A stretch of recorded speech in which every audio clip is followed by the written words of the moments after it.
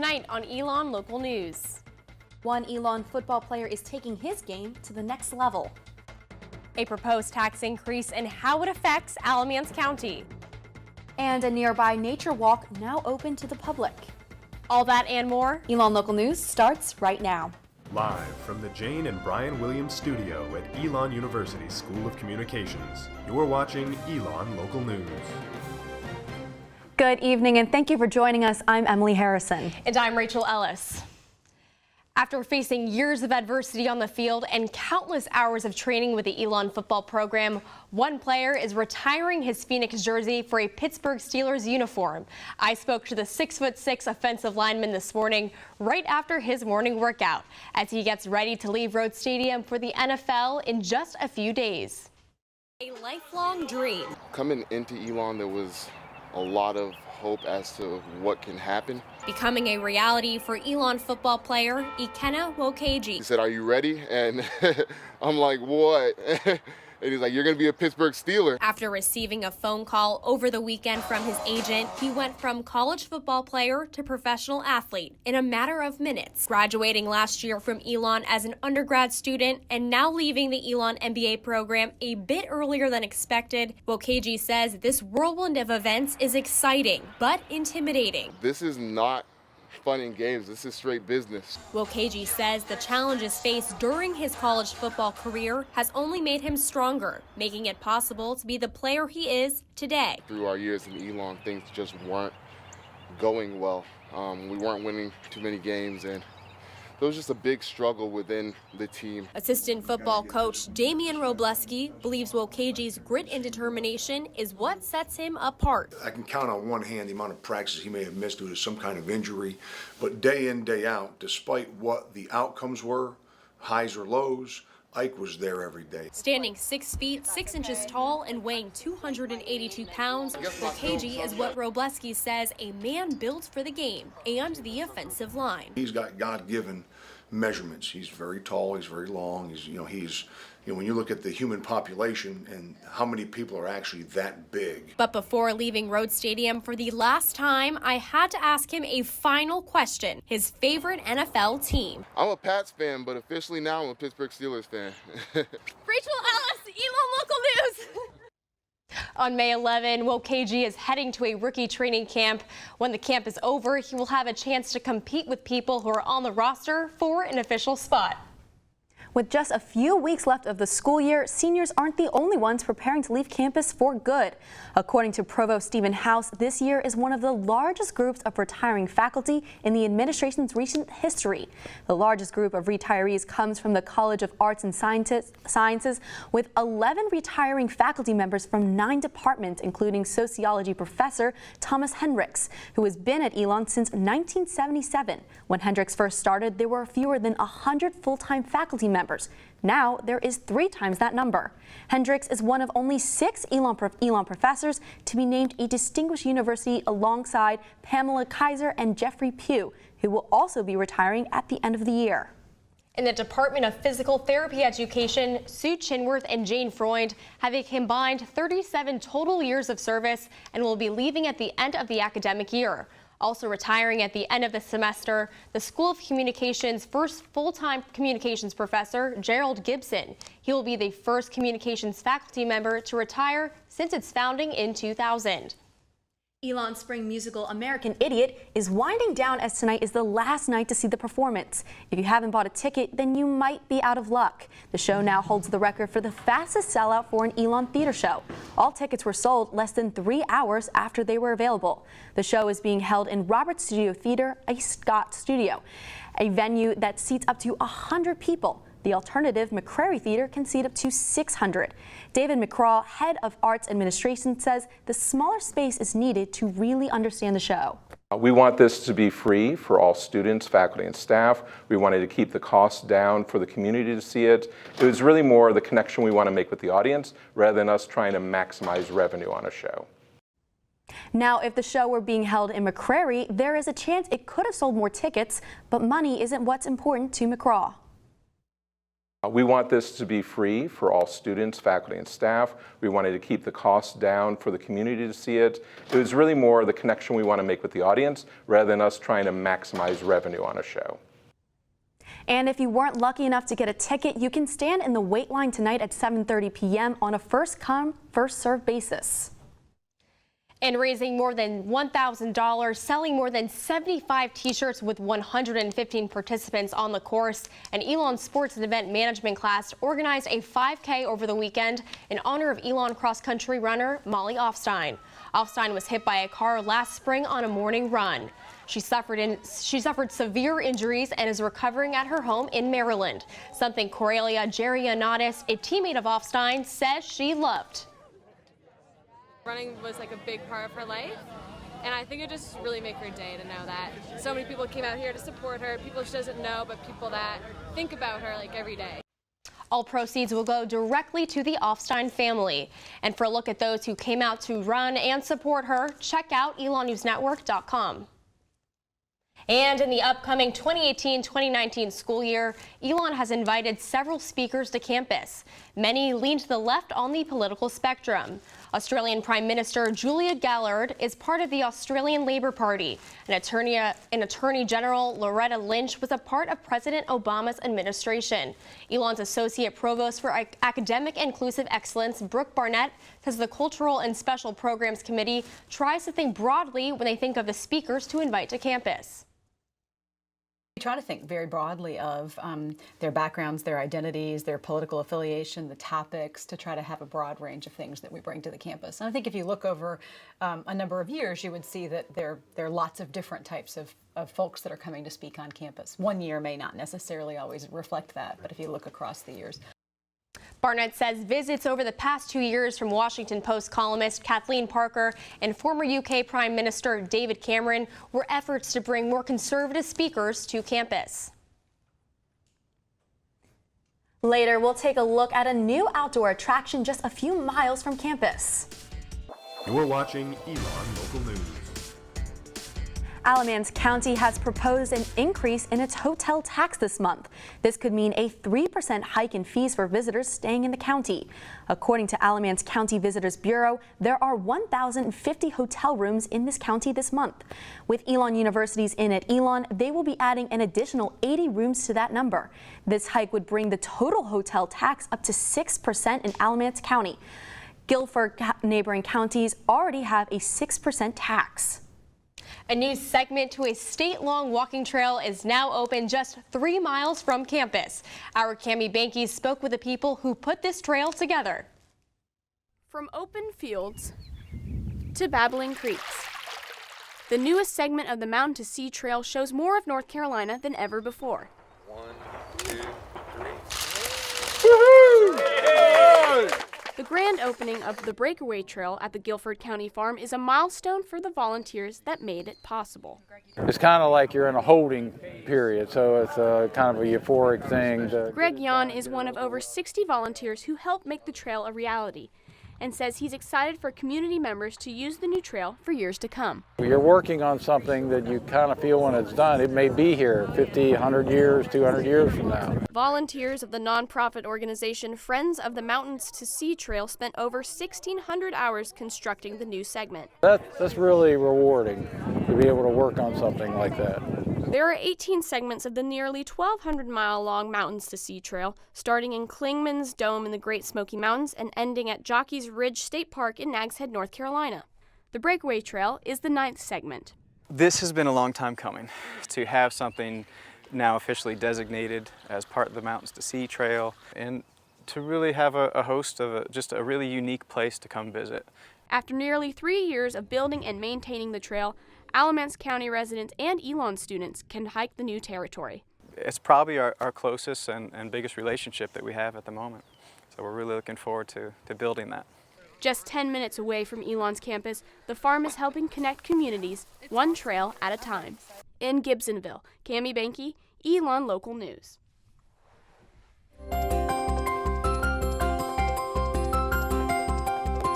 Well, Emily, if the weather continues to get warmer, I might be able to head over to that trail. Only if you bring me with you. I will. Let's do it this weekend. And our Elizabeth Bilka is on Citroen Plaza with a forecast to tell us if that warm weather is on its way. Elizabeth? Well, Rachel and Emily, like NSYNC once sang, it's going to be May. May 1st is tomorrow. It's hard to believe. Well, this Phoenix 5-day forecast, I have a little bit of bad and a little bit of good. Let's get that bad out of the way first. The big bad this week is going to be pollen.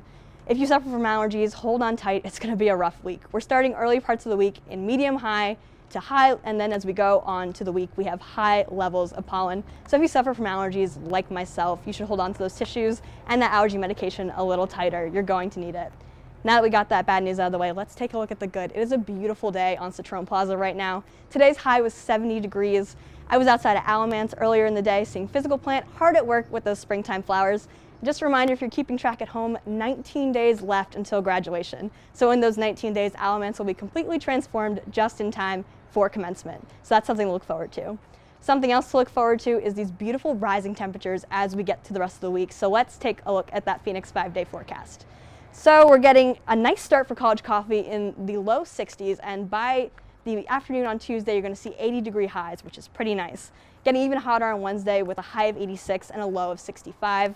Thursday, your hottest day of the week. We are shooting all the way up to 90 degrees with a low of 67. Friday, a little cooler, 86 degrees, and it's also your biggest chance of rain day, but your biggest chance of rain is 20%, so that's a pretty good percentage with a low of 64. And finally, Saturday, Cinco de Mayo, a nice mild 78 degrees with a low of 60. So, Emily and Rachel, I'm kind of going to just enjoy the good of this forecast for the week and soak up some extra rays on Citroen Plaza for a little bit longer. For the last time, on Citroen Plaza, I'm Elizabeth Bilka. Back to you guys in the studio. Elizabeth, I am so glad to hear about this beautiful weather, but it makes it so much harder to study. So true. And even harder than usual. To minimize those distractions while studying, we have our Carly Thomas live in studio with the app of the week. Tell us all about it, Carly. Thanks, Emily. As you start to study for finals coming up, one of the challenges is staying focused. We have distractions all around us, such as from our phones, social media, and emails. I have an app that can help us with those distractions. It's an app called Self-Control, and it's a free download for any Apple Mac computer. It's a simple app to use. When you download the app and open it, the screen will pop up with instructions on how to use it. After you hit continue, there'll be a screen that says Edit Blacklist. From there, you can type in any domain that you would like. You can also hit import and choose from common distracting sites, news, and mail to block. Once you choose all your distracting sites, you can then go back to the timer. You are able to choose any time from 15 minutes to 1 day. After you hit start, you will not be able to access the sites on your blacklist. A timer will also pop up with how much time you have until you selected sites are available again. This app is great for people who find it hard to stay focused while studying or doing homework. Self-control allows you to block all your distractions easily and get your work done. Now back to you, Rachel and Emily. Thanks, Carly. Hopefully that will help me with my finals this year. And after the break, a recap of what's happening this week in sports. And after the break, I'll have a few of the stories that are coming out in this week's Pendulum.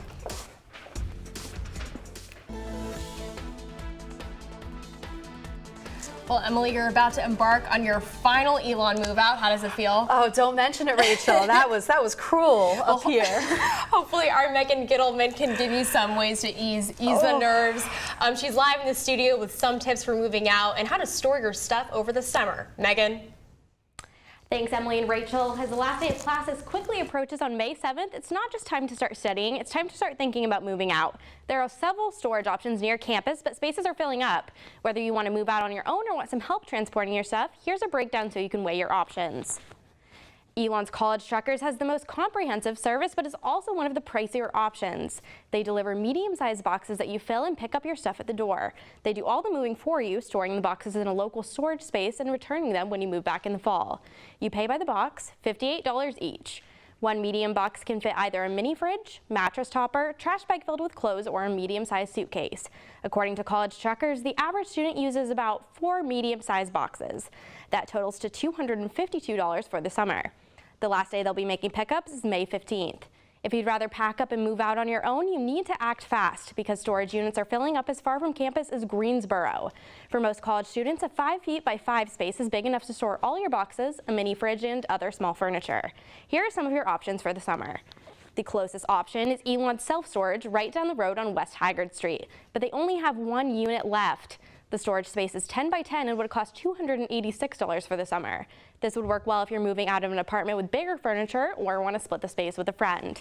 Going into Burlington, almost every location has reached full capacity and are accepting names on their wait list. Ray Self-Storage on North Church Street does still have some spaces open though. Their 5 by 5 units total $75 for the summer. This is the cheapest local option if you want to move out on your own, but they told me they only have 12 spots left and expect to be full in the next week or so. And finally, if you're willing to make the drive to Greensboro, the CubeSmart location on Sunshine Way has 1 5 by 5 unit left. The total for that is $134 for the summer, making it one of the cheaper storage options. That's a look at some of your options for moving out for the summer. Back to you, Emily and Rachel. Thank you, Megan. It's been 6 months since club baseball player Breslin Wiley killed himself last October. To honor him, the club baseball team retired his number and planted a tree for him beside Lake Verona on Saturday. The baseball team presented his jersey and framed drawing of Wiley to his parents before their game. Wiley's parents said that as they watched the team play, it was evident the impact that Breslin made on the team. I think as a parent, you know, you want your kids to go forth in the world and do good things, and I think his impact here in the short time he was here really showed today. It's just been really amazing. It's been awesome. The club baseball team is selling wristbands for $1 to commemorate Wiley. All proceeds going to suicide prevention. And our Jack Haley is live in the studio with the rest of our sports updates. Thanks, guys. As you heard, the club baseball team honored their fallen teammate, Breslin Wiley, on Saturday afternoon before their game against UNC. They went on to win that game 7-4. However, they were eliminated from playoff contention when they dropped both games of Sunday's doubleheader. On to varsity baseball, the team saw their 8-game win streak snapped by UNC Wilmington, but they were able to quickly right the ship with a win in the series over the Seahawks. Junior Ryan Conroy threw 7 strong innings to help the Phoenix win the series on Sunday with a 4-0 victory. And the bats came alive for Elon softball as they swept Drexel this weekend. The Phoenix outscored Drexel 34-11 during the 3-game meeting. Elon is now playing for their season as they need to win to get into the CAA tournament. Back to you, Rachel and Emily. Thanks, Jack. For more on sports this week, pick up a copy of The Pendulum on Wednesday. And with that, our Stephanie Hayes is live in the newsroom to tell us what we should be looking forward to this week in this week's Pendulum. Thanks, Rachel and Emily. You all just saw a little bit about retiring faculty members at Elon. The front page of this week's Pendulum takes a deeper dive into that and talks to some of the longest serving faculty members, including one professor who has worked here for 41 years. You also saw about the 5K that was run this past weekend in honor of Molly Offstein, and one of our reporters talked to a man who traveled here all the way from Nashville to run. He was also hit by a car and now runs with a prosthetic leg. And he said he came out here because he was touched by Molly's story. And finally, Schar Center's nearing completion. We got a tour of the building and its facilities, which is over 160,000 square feet and can fit 3 times as many people as Alumni Gym. Those are just a few of the stories that we have for you in this week's Pendulum. Don't forget to pick up a copy on Wednesday as our last regular edition of the year, and keep your eyes peeled graduation morning for our special commencement edition. Thanks so much, and back to you all in the studio. Break. We'll have all the activities you need to know about happening around Elon this week. You're watching Elon Local News. The end of the year winds down. Students are finishing their final projects. Selena Guevara talked to one Elon student who's wrapping up her prize-winning research. Hundreds of plants are lined up in the McMichael greenhouse. Really easy to work with. They're a lot easier than animals. They cooperate more. You can control them a little bit better. They were green once. You know, if they die, it's not really sad. But now, they're leftovers from senior Mariana Nepper's research on how heat and salt affect ecosystems in the coastal wetlands. It's like kind of overwhelming. As you can see, I have like around 250 microcosms. Along the way, she's found data she didn't originally account for. So you're like, wow, like I never thought of that before. And so you have a whole different avenue to kind of go down now. And it definitely feels like you're exploring and kind of expanding the horizons of scientific research. And she's had a few hiccups, like when a memory card with more than 2 days worth of data on it got corrupted. No, it's my fault. And I called my mom. I was like, Mom, this is awful. Maybe I shouldn't be doing this. I'm so irresponsible. But it's a learning experience. I mean, if you don't have one of those moments, like kind of those like, oh my God moments, then, you know, it's not research. Something has to go wrong, you know, and it will go wrong.